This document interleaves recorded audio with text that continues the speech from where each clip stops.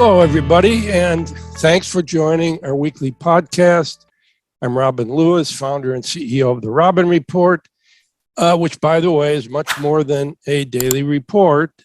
It really is a knowledge platform, and from which we communicate thought leadership on various strategic topics through the reports, but also through these podcasts, webinars, and hopefully live events sometime soon. So, along with our chief strategist, Shelley Cohan, who is a professor at FIT and Syracuse University, we welcome you to our weekly podcast. And today's topic, Recommerce hype on circularity. Is it real or faux? Shelley, this is a big deal, right? Yeah, it really is. Recommerce, resale, pre-owned. I mean, the whole idea of buying and wearing or using something that was previously owned and used or worn by somebody else, it really is a huge thing. Personally, I don't get the idea, but and I wouldn't probably participate, but forget my opinion. I'm not a part of the younger generation who is really driving this whole concept. And we have to look at what brands like Lululemon, who's testing resale, or look at how the industry is framing the process of selling pre-owned goods as re-commerce, and how they are questioning whether this process, a new segment of the business, is either a big win or a losing proposition. Of course, we're in the early stages of this. I mean, Lululemon tested Recommerce in California and Texas, and now they plan to roll it out nationwide. So they must have been getting some new business out of that. Anyway, and other retailers like Levi, ThredUp, The Real, they've been growing their resale and Recommerce markets. So, Shelley, you're always good at this. Please share some of the current financial numbers around Recommerce. Sure. So the growth of Recommerce certainly remains strong. So I'm going to give you kind of a bunch of different numbers here from different sources.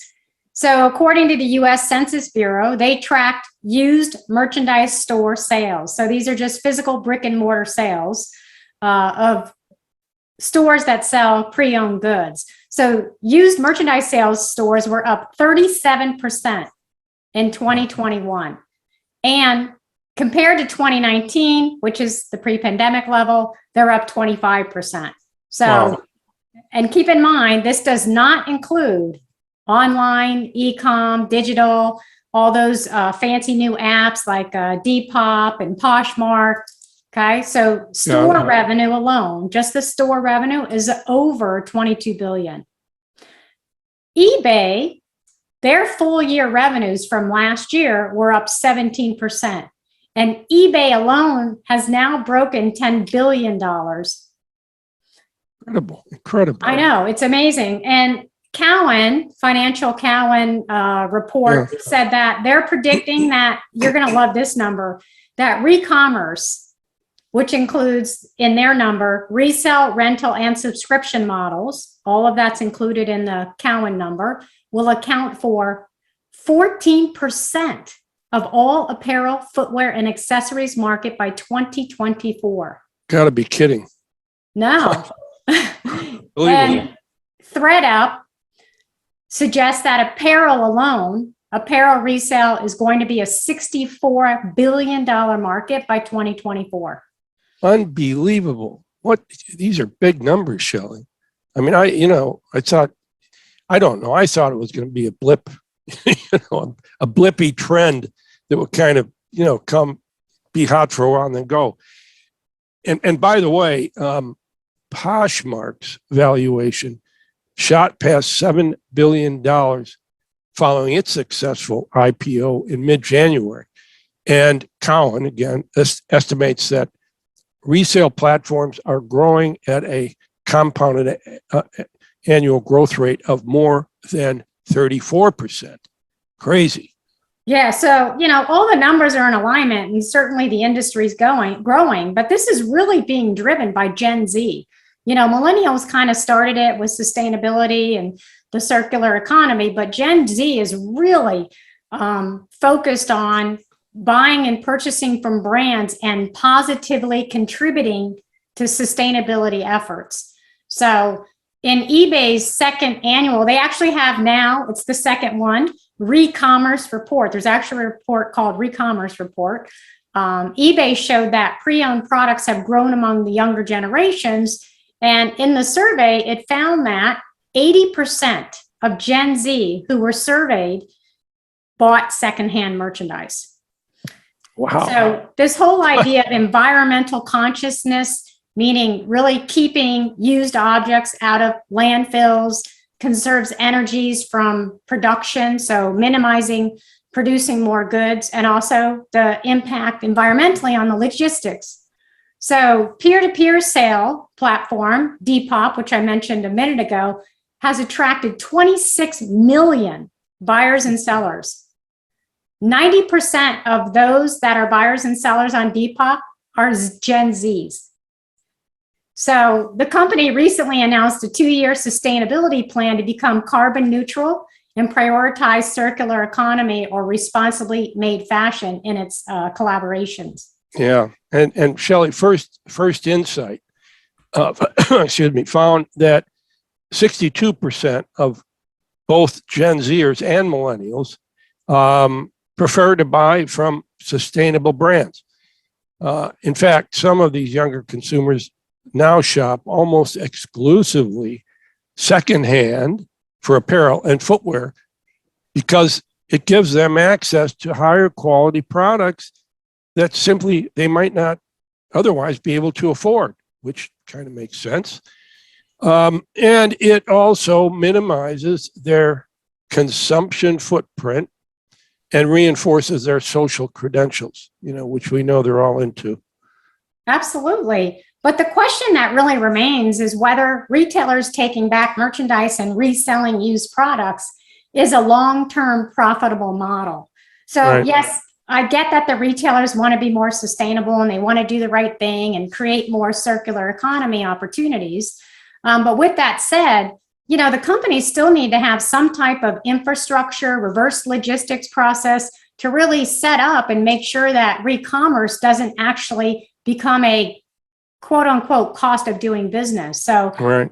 Many companies struggle just getting product out, normal product out through the supply chain. So adding another complexity of doing Recommerce may not be a smooth process for all companies.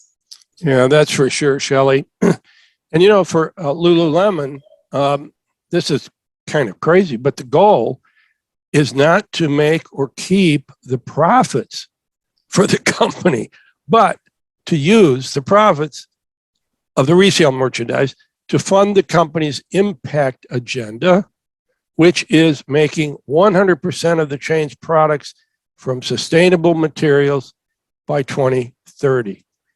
But like you're saying, if there are no profits, the program does not get funding. It's very interesting.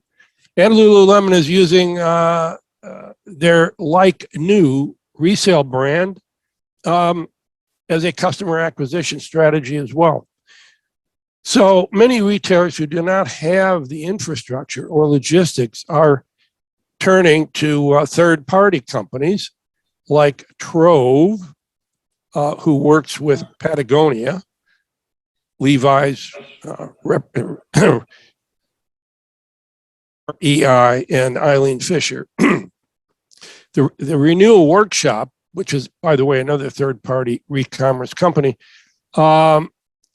with facilities, by the way, in Oregon and Amsterdam, they've developed a zero waste system, recovering the full value out of what has already been created as a way of serving customers, partners, and planet.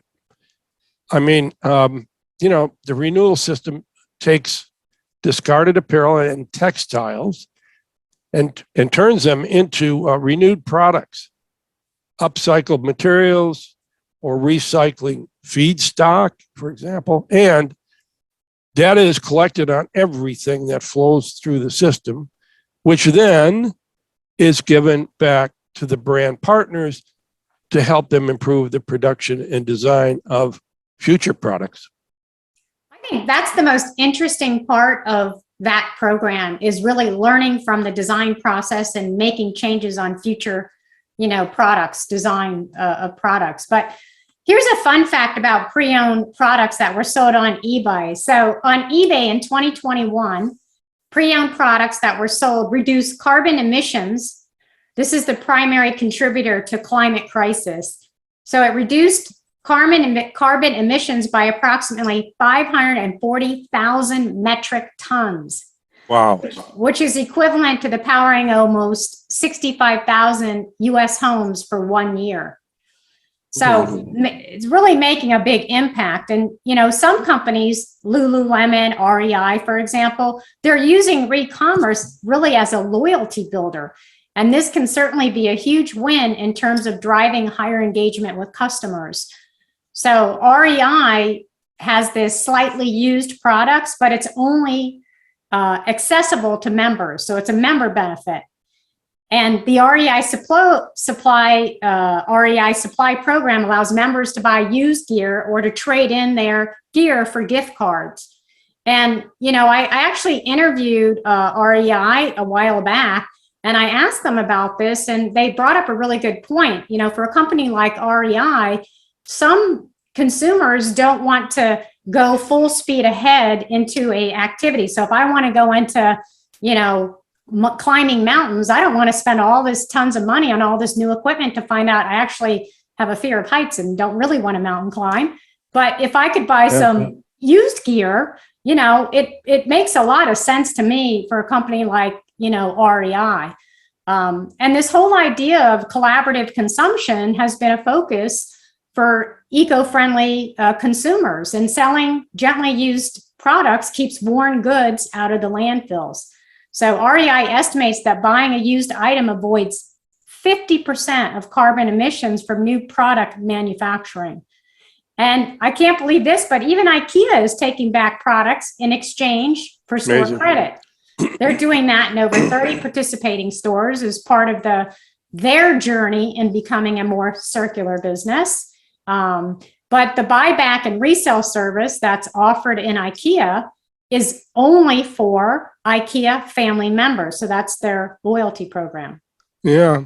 Another amazing example, Shelley, as reported in Retail Wire, Target launched its own page on the ThredUp platform to sell secondhand clothing from its private label brands and their exclusive designer collaborations at discounts up to 90% off their original price.